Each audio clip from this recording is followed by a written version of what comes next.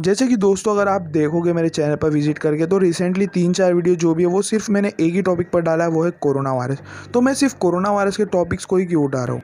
जैसे कि आप लोगों को मैं बताना चाहता था कि ऐसा हो रहा है कि लोगों की वीडियोस निकाली जा रही है जो भी कोरोना वायरस पर है।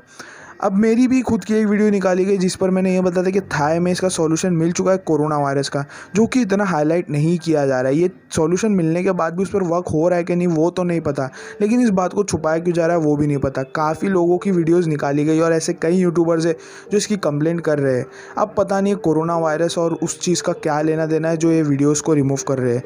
इसके पीछे की जो सच्चाई है वो तो मैं आप लोगों तक सामने लाता ही रहूँगा।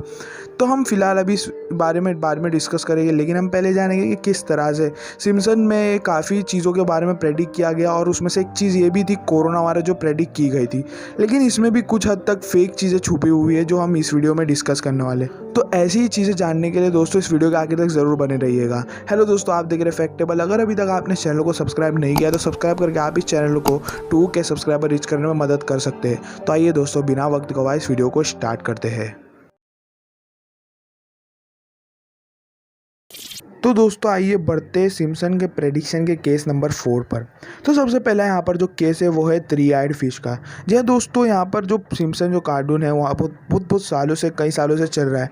तो इसके जो 1990 में एक एपिसोड निकाला गया था उसमें आप देख सकते हो ये पिक, जहाँ पर ये बताया गया था कि ये जो यहाँ पर एक सिम्पसन का जो फैमिली में एक लड़का रहता है उसने एक फ़िश को पकड़ा था, मतलब फ़िश को कैच किया था तालाब से। तो वो तालाब में से जो उसने फ़िश कैच किया था, जो ऑरेंज कलर के आप देख रहे हो स्क्रीन पर, उसमें 3 आए रही थी, मतलब ये 3-आइड फिश थी।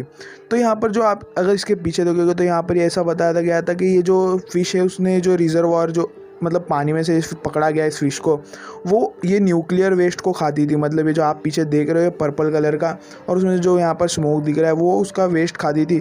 तो इसके लिए डिफॉर्म्ड फिश बोला जा रहा है इसे, तो जिसकी वजह से इसे 3 आई ऐसा दिखा गया। मतलब ये समझ में नहीं आया कि जो न्यूक्लियर वेस्ट खाने से इसे 3 आई कैसे आ गई, मतलब इस फिश को।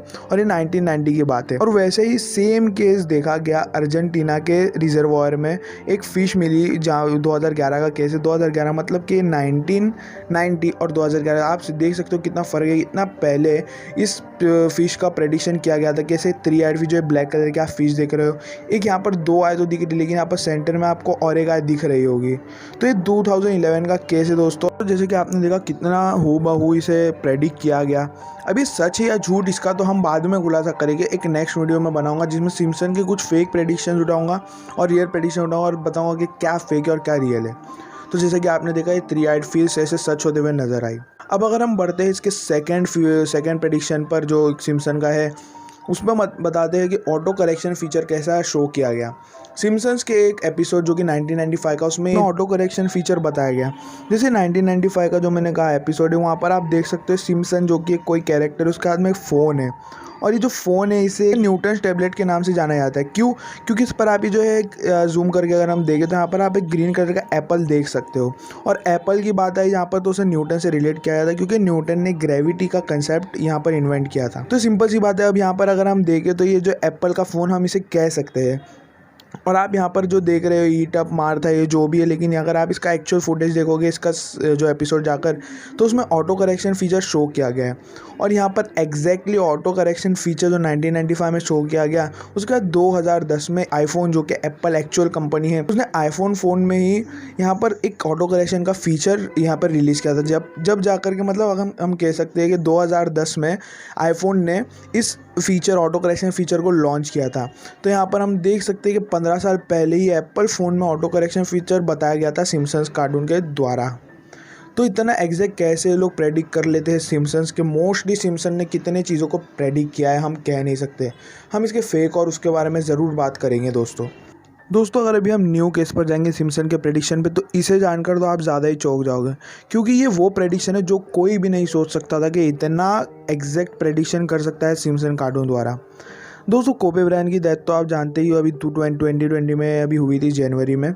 तो इसे भी प्रेडिक्ट किया गया था 2000 में। जी हाँ दोस्तों, एग्जैक्टली कोबे ब्रायंट की डेथ को ऐसा बताया गया था कि हेलीकॉप्टर क्रैश से एक बिल्डिंग में जाकर के उनका जो हेलीकॉप्टर है वो टकरा जाता है और उनकी मौत हो जाती है ऐसा बताया गया था सिम्पसन कार्टून में 2000 में।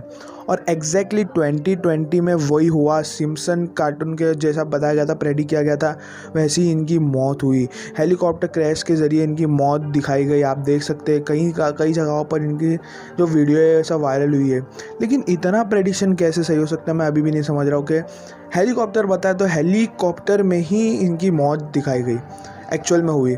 और ये हेलीकॉप्टर यहाँ की कोई प्लेन या कुछ और चीज़ भी कह सके, जेट भी हो सकता था, लेकिन नहीं दोस्तों, ये एक्चुअल हेलीकॉप्टर दिखाया गया और वहाँ पर एक्चुअल डेथ भी इनकी हेलीकॉप्टर में ही हुई। दोस्तों समझ सकते हो आप, 20 साल पहले इनकी डेथ को प्रेडिक्ट किया गया। समझ में नहीं आ रहा है क्या है ये। दोस्तों अब बढ़ते सबसे ज़्यादा फैलने वाली बीमारी जो कि है कोरोना वायरस, ये भी यहाँ तक प्रेडिक्ट की गई सिम्पसन कार्टून में दोस्तों। लेकिन ये इतना एग्जैक्ट नहीं बताया गया, लेकिन लोग इसे फेक बनाकर भी वायरल कर रहे हैं कि कोरोना वायरस पूरा दिखा दिया गया था। तो दोस्तों ये जो बताया जा रहा था सिम्पसन में कोरोना वायरस का, यहाँ पर हम उसके बारे में बात करने वाले हैं कि कोरोना वायरस किस तरह से प्रेडिक्ट किया गया था सिम्पसन कार्टून में। तो सिम्पसन कार्टून में सबसे पहला ये बताया गया था कि चीन या जापानी शहर में से एक वायरस फ्लू फैला। मतलब कि जो आप देख रहे हो, जो यहाँ पर कफिंग कर रहा है, यहाँ पर एक पार्सल, यहाँ पर जो देख रहे हो आप पार्सल बांधा जा रहा है, वहाँ पर जो है यहाँ पर सबसे पहला ये वाला जो कैरेक्टर है जो कफिंग कर रहा है, वो कहता है कि इसे फ्लू है। तो सेकेंड वाला कहता है कि ये तो मैं पहले बताना चाहिए था। फिर यहाँ पर दोनों हंसते हैं और किस तरह से आपको मैं फुटेज दिखा रहा हूँ, वो वाली आप स्क्रीन पर देख सकते हो किस तरह से इसने यहाँ पर खासा मतलब कफ किया।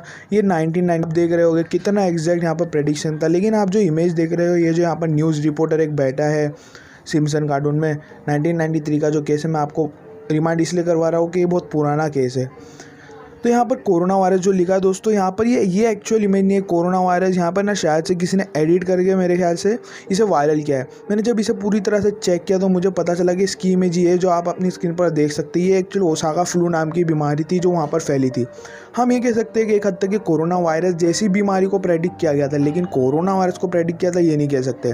लेकिन एक हद तक ये प्रेडिक्शन सच है कि ऐसी कोरोना वायरस जैसी बीमारी को प्रेडिक्ट किया गया था, और वो आज 2020 में सच होती हुई नज़र आ रही है।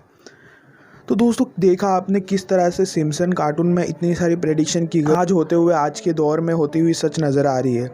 तो कैसे लोग कर लेते हैं और क्या है इनका सोच पता तो नहीं। जैसे कि ट्रम्प भी एक प्रेडिक्शन थी जो बहुत कॉमन प्रेडिक्शन है, आज तक ऐसा कोई नहीं होगा जिसने इसके ऊपर वीडियो ना बनाया हो। तो पूरे यूट्यूब पर देख सकते हो कि किस तरह से इतनी सारी वीडियोज़ बनी सिम्पसन प्रेडिक्शन की, मतलब कई चीज़ें तो प्रेडिक्शन सच होती हुई नज़र आती है।